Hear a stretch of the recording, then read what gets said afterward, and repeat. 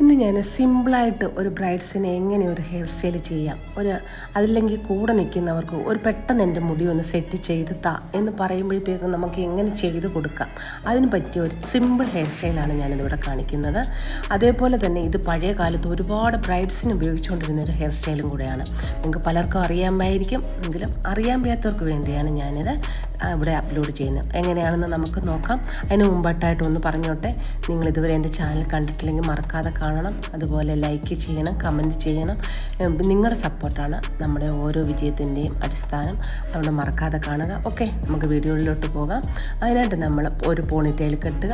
കെട്ടിയതിന് ശേഷം നമ്മൾ ഈ മുടി അഞ്ചായിട്ട് തിരിക്കുക. അഞ്ചായിട്ട് തിരിച്ചതിന് ശേഷം മേളിലത്തെ പോർഷൻ എടുത്തിട്ട് ഒരു പെറ്റൽസ് ആക്കിയിട്ട് നമ്മൾ ക്ലിപ്പ് ചെയ്യുക. അതേപോലെ 4 സൈഡിലും നമ്മൾ ക്ലിപ്പ് ചെയ്യണം.